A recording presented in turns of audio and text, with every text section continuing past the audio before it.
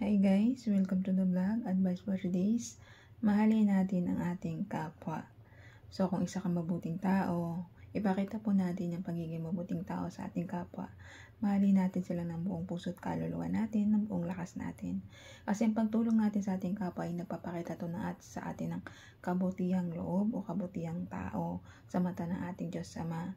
Tumutulong tayo, umuunawa tayo, umiintindi tayo, minamahal natin sila, tumutulong tayo ng unconditionally na walang sumbat o halong duda o pagsisermon o pagbabalat kayo lang.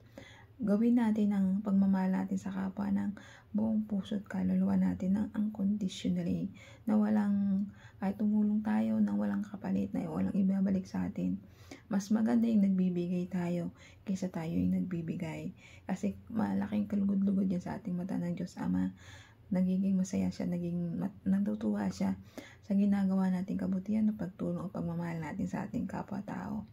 Ang pagpapakita mo ng paggalang o pagtulong sa kapwa-tao mo at nagpapakumbaba ka at nilalawakan mo yung pangunawa mo sa mga alam mo kapwa-tao mo na mahina umunawa o umintindi, ikaw na lang mag-adjust sa mga taong alam mo hindi ka maintindihan. Ikaw ang tumulong kung sa mga nangailangan, wala talagang pera o trabaho. Dahil sa kawalan nilang trabaho kasi wala silang pinag-aralan sa mundong ito. Nagiging mangmang sila dahil sa gawa ng mga nanunungkulan natin sa ating bansa na hindi walang kulang ang sapat na pag-aaral sa kanila o edukasyon dahil ng pangurakot ng mga nakaupo sa ating bansa. Kung tinutulong nila sa edukasyon yan, ang pagtulong sa edukasyon sa mga di ba? Itulong natin po yan sa edukasyon kasi ang edukasyon po ay malaking tulong yan sa ating mga mamamayang Pilipino, lalong-lalo na sa mga mahihirap, di ba?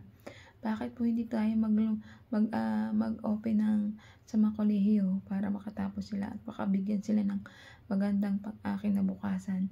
Yung mga mahihirap hindi maka-affordable, lalong-lalo na sa mga maraming anak na OFW yung pinapaaral at tulad ko.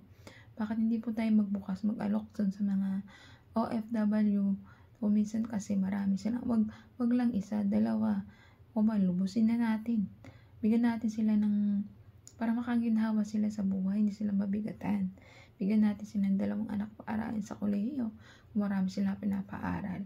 Yung deserve lang na OFW na marami anak na single mother na pinapaaral. O kahit meron man itong katawan ko, minsan kasi hindi rin sapat sa kanila yung marami silang anak na pinapaaral. Kasi ganun po yun eh.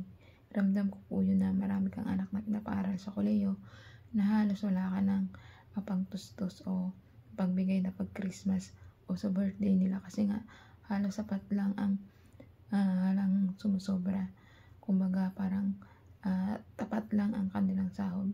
Pero kung meron tayong sapat na pondo sa Pilipinas na pagbibigay sa mga OFW na maraming anak na pwede natin bigyan ng pag-aaral sa kolehiyo na makatulong ito, ba't hindi natin tulungan, di ba?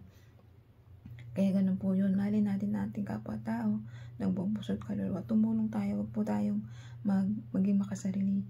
Ang pondo ng bayan para sa edukasyon ay dapat natin palaghanapin at para maraming matutong mga estudyante at makatapos sa kolehiyo. Kaya hanggang dito na lang ang advice.